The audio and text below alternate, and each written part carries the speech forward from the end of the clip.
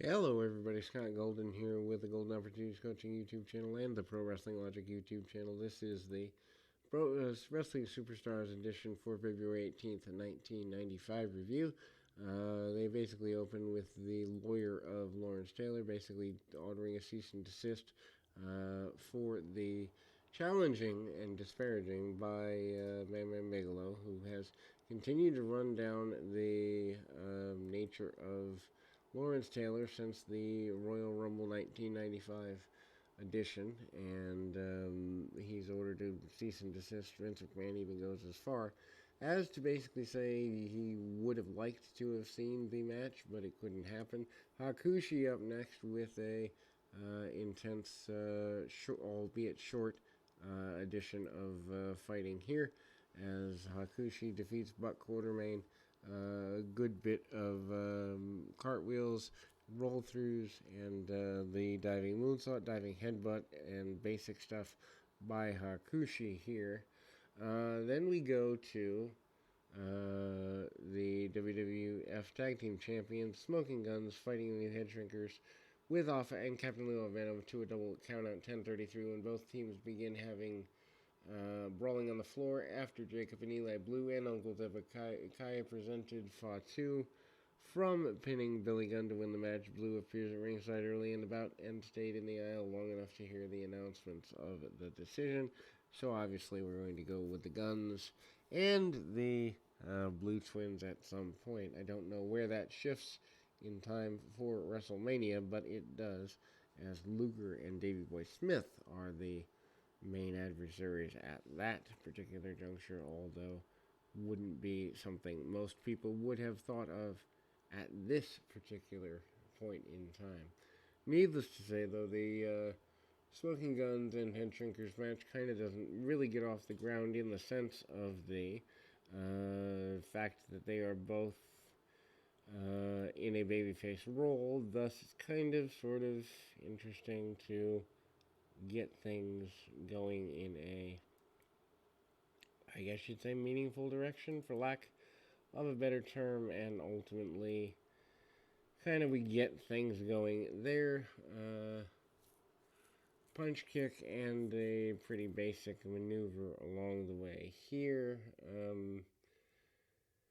Basic run of the Smoking Guns, who have been babyfaces the whole time here.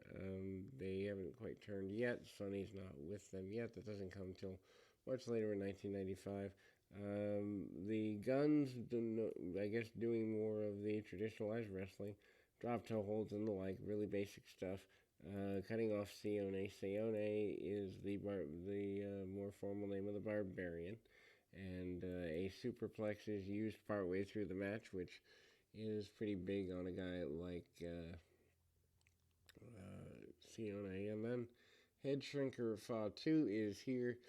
Billy Gunn tries to get a springboard, does not get all he wants on that. Deep arm drag by Gunn. Gunn pops up and does a good bit of clotheslines and other basic maneuvers, simple stuff here, and they go out to the floor. The Blue Brothers do make, as mentioned, the involvement in, causing the match to be stopped, double count out, basically saving your baby faces, but also giving them permission to be angry at the Blues. Maybe they were going bigger with the Blues. Also back into the ring, clothesline from the top by Billy Gunn, and continues to the brawl, but match ends with no real victor there, and the Blues come in and interfere relatively successfully for their purposes going forward here, and ultimately you even see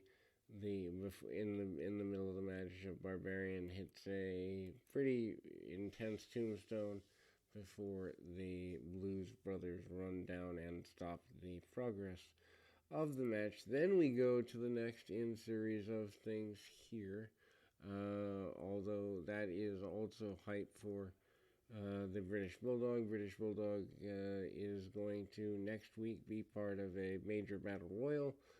That's important because obviously he did not win the Royal Rumble, and so him being part of a battle royal the following week is kind of a payback for that. Also, there is a plaque of the WWF Magazine Wrestler of the Year given to Bret Hart on this particular episode. Bret and a local fan is given the honor of giving her the deal here. Then Bret Hart basically says that he's continued to fight, but knowing the fans are in his corner is a major thing. Bret is continually put over as a major star. Kind of gets a photo op with the kid, trying to make Bret look somewhat babyface and human, even though I think even in the beginning of 95, he kind of had been run off of being the top babyface at the time. Razor Ramon still here. Razor Ramon in an enhancement match, and he is facing off against, let's see here,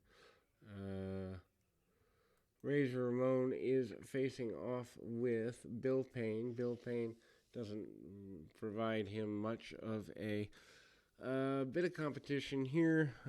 Hall hits the full-away slam. Hall hits the back suplex from the second rope on the inside after a few chops, and then ultimately the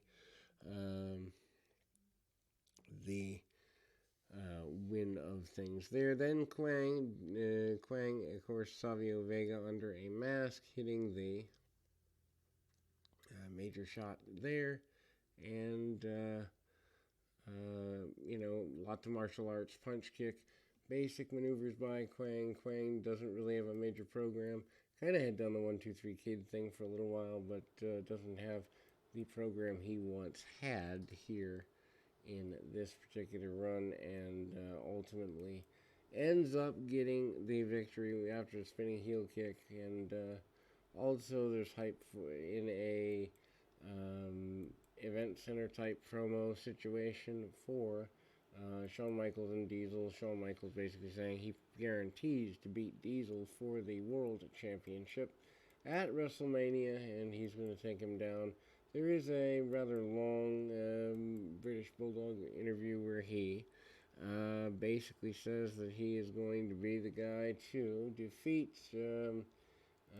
Shawn Michaels and also avenge his loss at the Royal Rumble with the Battle Royal next week. Battle Royal probably there as a time filler in the February sweeps or something like that. Who knows? But needless to say, not exactly a strong thing. Stephanie Wyan, then there is a series of commercials trying to get fans to buy into the WWF a little more. 95 probably, 94, 95 probably the worst years in company history since the national expansion, one would imagine.